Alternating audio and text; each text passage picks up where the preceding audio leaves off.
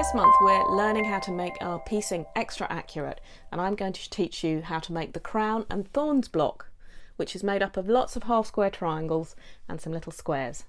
This is the crown and these are the thorns. This is what you need to make your crown of thorns block. You need 8 3-inch squares of background fabric, 2 3-inch squares of your darker fabric, and 6 3-inch squares of your medium fabric. These are all for making half square triangles. Also, you need 5 2.5-inch squares of background fabric and 4 2.5-inch squares of your dark fabric. That's for the crown part of the block. First, we're going to make our half square triangles. The first thing we're going to do is draw a diagonal line along the back of each of the background squares, corner to corner, like this.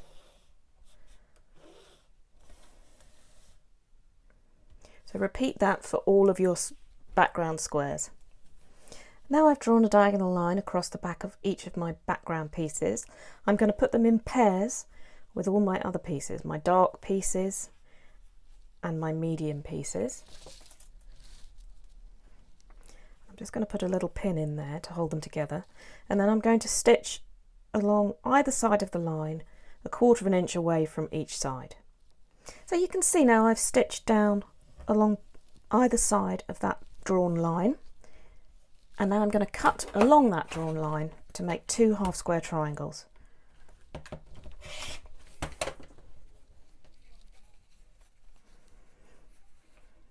Now, because we used squares that were 3 inches, these are a lot bigger than the 2.5-inch squares that we want to end up with. So you're going to give them a good press with the seam allowances going towards the darker side, and then trim them to 2.5 inches square. So you can see you can square them up really nicely. So I've pressed all of these now, and I'm going to trim them to 2.5 inches square. When you're trimming, make sure that the diagonal line on your ruler is along the seam line of your half square triangle. Just trim off the excess. Oops. And I'm just going to square these up nice and carefully to 2.5 inches. The advantage of making your half square triangles slightly larger and trimming them to size afterwards is that then they're very, very accurate, and it helps to make your points match when you're sewing your block together. So carry on with all your half square triangles, trimming them to 2.5 inch squares. So as you can see here, I've laid out all of my half square triangles and squares into the design of the block, and what I'm going to do is sew them together in rows like that.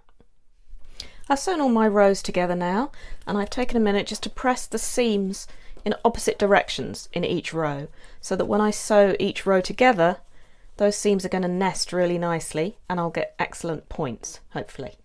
So there you go, it's all sewn together now. Give it a really good press and hopefully you'll see that your corners are matching quite nicely. That's where taking extra care when cutting and ironing your piece in between sewing all your bits together will come in really handy. Well done! I bet you've improved your piecing accuracy.